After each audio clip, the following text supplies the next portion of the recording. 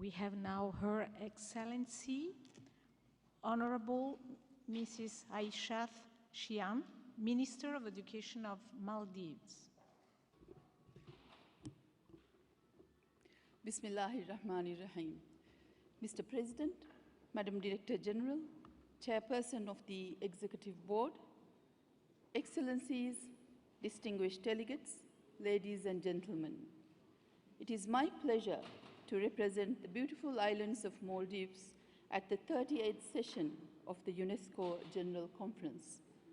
I join others in warmly congratulating Honorable Stanley Mutumba Simata on his election as the President of this memorable conference. May I also take this opportunity to express our deepest appreciation to the Director General, Madam Irina Bokova, for her remarkable leadership and unrelenting efforts to reform UNESCO towards the noble causes of peace and shared prosperity. Mr. President, as we are completing 1.5 decades into the new millennium, 2015 remains a year of historical significance. Perhaps one of the ways it will be most remembered for will be the historic adoption of the new SDGs by world leaders. These represent a universal, ambitious agenda of the people, by the people, and for the people to secure a world that we deserve. Maldives is determined to join hands with the rest of the world and international partners to take the bold and urgent steps needed to shift the world onto a sustainable and resilient path. In our plight to achieve these goals, we will be building on the 6 out of the 8 MDGs that we have achieved and stand firmly resolved to fulfill the rest. We are encouraged by the significant improvements Maldives has made in universalizing educational access both to girls and boys from preschool to secondary level.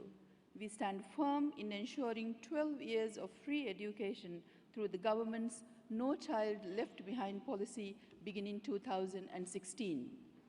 We are progressively making headway into improving the quality and relevance of the education we provide.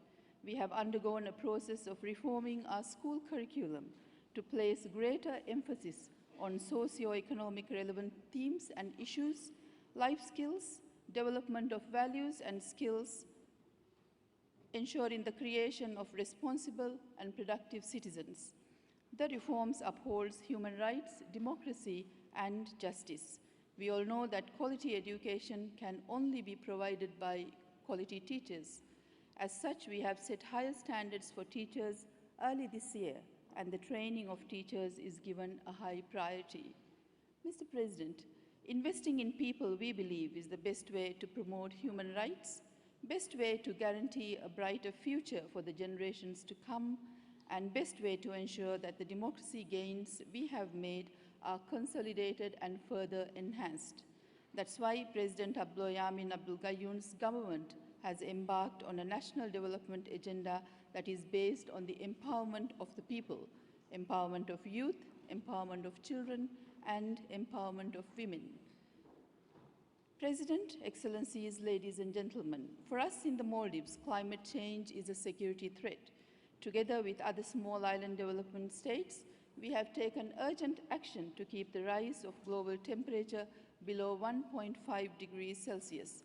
We are working in good faith towards a legally binding agreement in Paris this month. Another such issue is oceans. Oceans are intimately linked with our lives and livelihoods. They are the source of our food and the backbone of our heritage and traditions. This is why the Maldives banned turtle poaching in the early 80s, declared Ba Atoll as a UNESCO Biosphere Reserve in 2012, and made the entire Maldives a shark sanctuary. We understand the value of our oceans and the treasures it contains. Our oceans are home to some of the most valuable marine habitats in the world. Building the resilience of our people remains at the center of our efforts. Mr. President, each of us is a reflection of our past, our history. I share with Madam Director General the urgency and significance of ensuring that we conserve and promote the rich history and heritage of our past.